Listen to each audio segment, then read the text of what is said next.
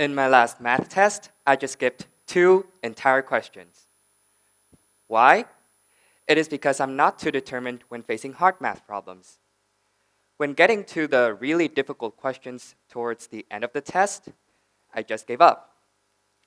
To be frank, I didn't really believe in my ability to do math, so I didn't even try. We can say that I was demotivated in this case, and if I had more belief in my ability to do math, I would have been more motivated instead. I'm sure that most of you will do the same thing, right? Now, let's look at things under a different lens. A friend of mine, we'll call him C, is pretty much the ace of our math class, and he breezed through the test with ease. He was finished 15 minutes before the entire test time has ended. Afterwards, he told us that he thought that the test was very easy and solvable, and he was very pleased because he did as well as he expected. The main thing here is that he had control over his performance on the test. More specifically, he had a choice over how well he did on it. Surely, that would have made him very willing to do well, because that is a result of his choice. And finally, there's H, a friend who has carried me through the math class. She did really well on the test, and she was very driven to complete it, but not because she wanted high grades, she told me, but more because she genuinely wanted to get better at math. And what better way to get better at math than to do math, even during exams? Her desire to get better at the subject has driven her to do the test problems to completion. So what do these things have to do with what I'm talking about today? Well, they happen to be 3 ways that psychologists explain intrinsic motivation, or motivation that comes from within you. My case had to do with a lack of self-efficacy, or believing in your ability to do something well, while C's case was more about control. Finally, H's case is about something called task orientation, or doing something to get better at it. For too long, when schools try to employ strategies to motivate us students to study, they only utilize the surface factors, like involving parents to be more involved in their children's study, or encouraging teachers to be, sorry for the bluntness, less boring. On the other hand, I think it is much better if schools try to use strategies that directly address how psychologists explain intrinsic motivation, like I have described here. Seeing that motivating students to study is a problem for many students, teachers, and parents alike, I am sure this is of high relevance to you. So how can we do this? How can teachers and parents effectively motivate students to learn in school? Well, I'm going to that right now.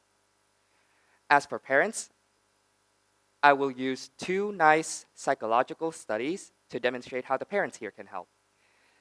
They both look into student motivation, but one looks into how power works in a family, while the other is more about warmth and encouragement, particularly from the mother. Quick question. Who here has once been forced to study for something important by their parents, by them taking something away from you? Well, it turns out that that is not helpful at all, and it is better to let us have a voice in our own academic learning. Additionally, it is better for parents to be encouraging and supportive, since that seemed to motivate us more, according to the second study. In other words, you must be happy to know that parents should let you make your own academic decisions and support them. Pause and reflect.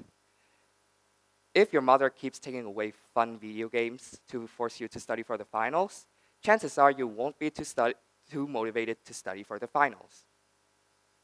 Then what about teachers? 2 things are of the utmost importance.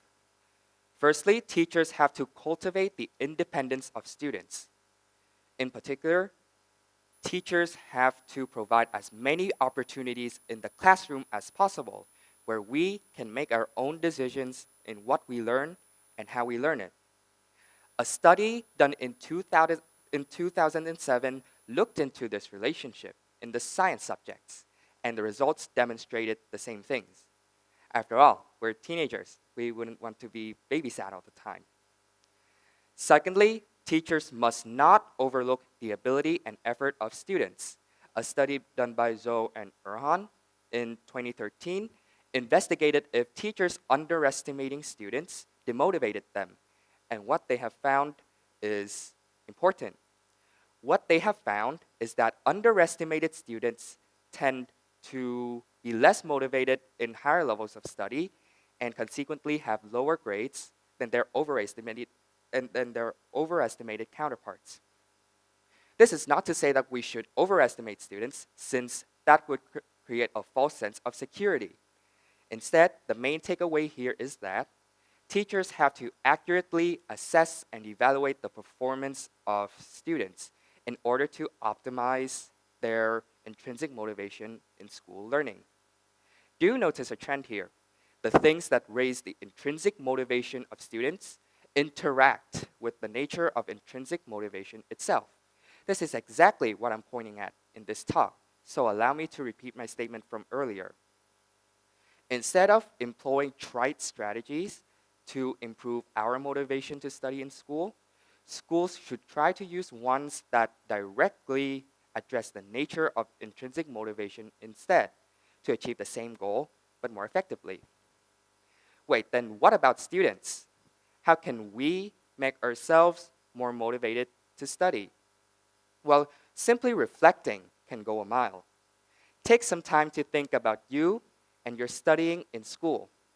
Think about what you like about it and why, what you hate about it and why, and most importantly, what keeps you going to school every day. Think about how strong that drive is, and if that drive is for you or for other people.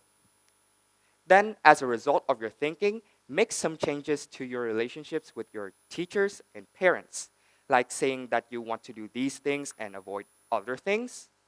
And who knows, maybe a miracle will happen and suddenly you're on your way to thriving in school. For example, if you think that each and every one of your classes is so boring, is there anyone like that here?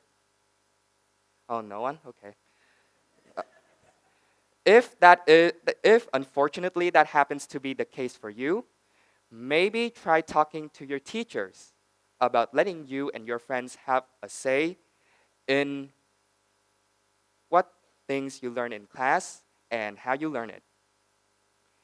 Furthermore, on top of that, suggest some fun activities like role-playing in psychology or designing experiments in science. Imagine how less boring reading a textbook would be if you get to mess around with the things you know afterwards. See, school can be a place where you thrive instead of a place where you are deprived. But you yourself have to take charge. Maybe then you can be less like me and more like my wonderful mathematician friends, CNH. Thank you.